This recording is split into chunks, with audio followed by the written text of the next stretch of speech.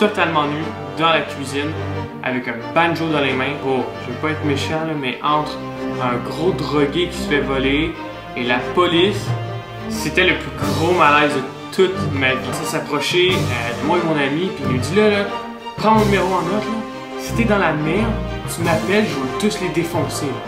Pas du tout. Vraiment, j'ai vu la porte ouvrir, je suis parti à courir comme un con.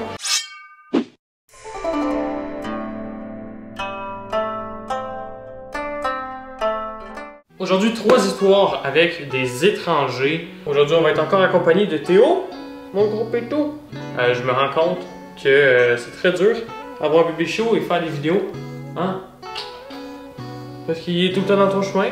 Donc, il participe aux vidéos. J'espère que vous lui souhaitez la bienvenue. On commence avec la première histoire. On remonte il y a 4 ans à mon premier emploi. Ok, avant que tout commence, j'ai une question pour vous. J'aimerais que vous me dites en commentaire lequel de ces 2 storytimes-là vous aimeriez voir en premier. Et celui qui aura été commenté le plus, ça va être celui qu'on va faire pour le storytime du mois prochain. Je vous dérange pas plus que ça. Let's go! Donc, je travaille dans une quincaillerie, un magasin grande surface, et un client se dirige vers moi et me pose une question. La question est la suivante. Il me dit qu'il y a un trou dans un de ses murs et il a besoin de quelque chose pour le réparer. Donc, c'est un trou sur un mur extérieur de sa maison. Donc, je lui dis que malheureusement, je ne m'y connais pas assez pour l'aider. Je lui recommande un professionnel, donc quelqu'un d'autre dans le magasin. Il me dit qu'il y a une photo du trou dans son mur. Il sort son cellulaire, il sort sur l'application photo et là, le drame. On voit une vidéo de lui debout, totalement nu, dans la cuisine, avec un banjo dans les mains, en train de chanter. C'était le plus gros malaise de toute ma vie. Le banjo se cachait exactement là où tu le mets pour cacher tes parties génitales. Je vous laisse vous l'imaginer. À ce moment-là, je me suis dit, oh merde, si je ris, ma carrière elle est finie. J'ai pas ri. J'ai pas ri, je sais même pas, j'étais tellement malaisé, j'étais pas bien. J'étais tellement pas bien. Donc, tout de suite après, j'ai dit que malheureusement, je pouvais pas l'aider. Il m'a montré la photo. Tout de suite après, il m'a dit, ah, excuse, ça c'était d'autres choses, c'est ça que je parlais. J'avais compris que ça c'était d'autres choses. J'ai dit que malheureusement, je pouvais pas l'aider. Je l'ai référé à un collègue et depuis, je pense à ça quasiment à tous les jours. Non, ça se paraît pas, c'est pas du tout. Deuxième histoire. L'histoire se trouve dans la même année que l'histoire numéro 1. Donc j'étais en secondaire 4, j'avais toujours 16 ans. Et j'étais avec 4 de mes amis, donc on était 5 au total. Et on n'avait rien à faire. Qu'est-ce que 5 gars qui s'emmerdent font à l'âge de 16 ans? Eh bien, on fait des conneries. Donc on décide de faire ce qu'on appelle en bon québécois des sons des crises. J'expliquerai pas c'est quoi un son des crises pour pas inciter qui que ce soit à le faire. Par contre, en entendant l'histoire, vous risquez de comprendre ce qui s'est passé. Et donc, là vient mon tour à moi, donc d'aller faire un son des crises. Et ça s'est pas tourné de la façon que je voulais. Je suis en train de choisir ma maison tranquillement et j'en localise une qui me semble bien. Évidemment, c'était vraiment pas la bonne maison sur laquelle faire ça. Je vous explique, je vous mets en contexte. Il y a donc des marches extérieures qui mènent à la porte d'entrée. Il y en a environ 4-5. Je les monte et il y a la porte devant moi. Maintenant que tout ça est fini, je comprends comment l'intérieur de la maison était fait aussi. Derrière la porte se trouve un palier central qui mène soit à en haut, soit à l'étage du bas. Donc tu as le choix quand tu rentres, soit tu vas au sous-sol, soit tu vas à l'étage du haut. Je monte les marches, puis je sonne. Et la seconde où je sonne, la porte ouvre. Moi, évidemment, j'assume. Donc, je reste debout devant la porte et j'explique au monsieur la situation. Pas du tout. Vraiment, j'ai vu la porte ouvrir, je suis parti à courir comme un con. Il part à courir avec moi. Juste pour vous dire. Donc là, moi, je me retourne au moment où la porte s'ouvre pour courir. Et je vois quoi? Je vois mes amis totalement à l'autre bout de la rue qui m'ont pas du tout suivi. Ils m'ont pas du tout attendu.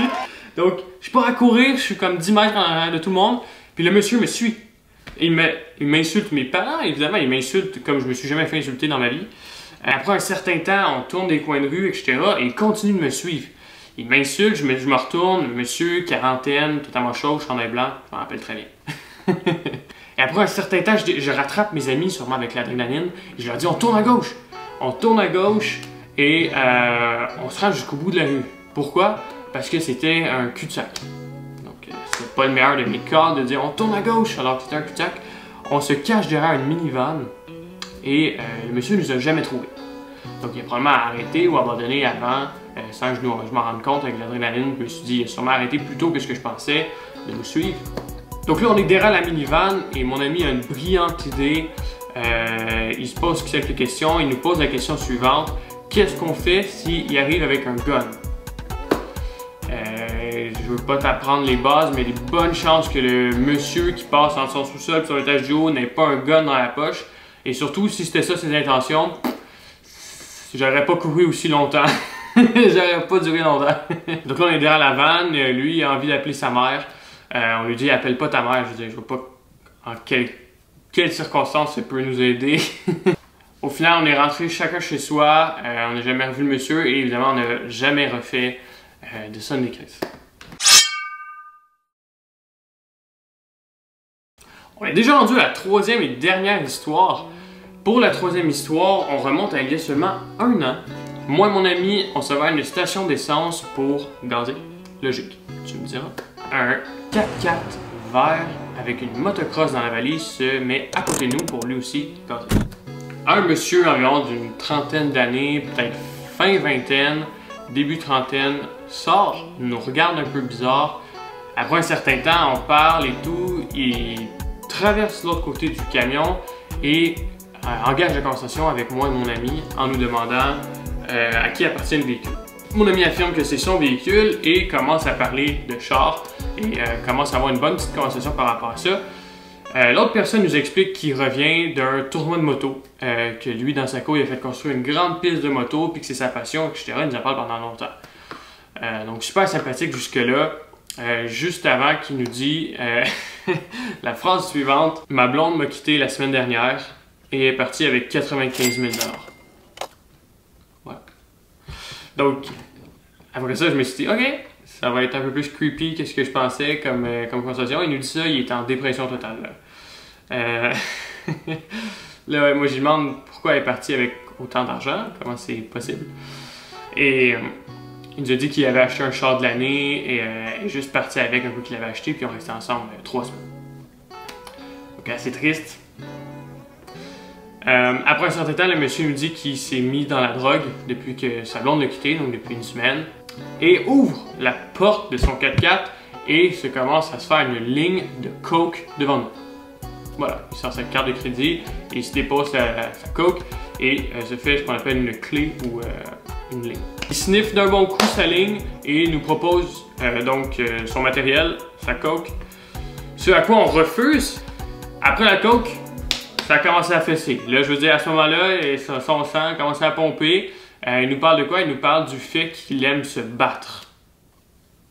Donc, déjà là, dans le niveau conversation, quand c'est la première fois que tu rencontres quelqu'un, les skills sont pas très présents. Et là, il commence à s'approcher de moi et mon ami, puis il nous dit là, prends mon numéro en note, là. Si t'es dans la merde, tu m'appelles, je vais tous les défoncer, là. Puis il commence à être un peu violent, là. Il est proche de nous. Puis il nous explique qu'il est capable de battre 11 gars à lui tout seul. Il se la croit. Il dit tout le monde me connaît ici. Si j'arrive avec mon pick-up, tout le monde s'en va. Là, il dit vas-y, sors ton sel, prends mon numéro. Gros, je veux pas être méchant, là, mais entre un gros drogué qui se fait voler et la police, crois-moi que le choix il est vite fait. Donc il continue, il nous dit si t'es dans le coin un jour, là, tu m'appelles, je vais te sortir de là, mon homme. Peu importe ce qui se passe, moi te sortir de là. Mon ami sort son sel, il fait semblant de prendre son numéro.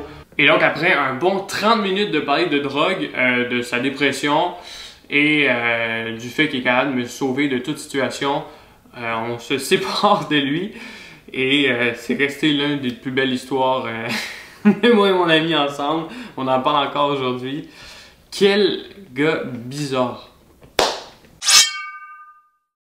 C'est tout pour aujourd'hui. J'espère que vous avez aimé la vidéo. Toi Théo, as-tu aimé la vidéo? Donc, on se revoit lundi prochain pour une nouvelle vidéo. Et on se revoit aussi dans un mois pour un prochain Storytime. N'oubliez pas de me dire en commentaire celui qui vous plairait le plus. Et je vous dis ciao!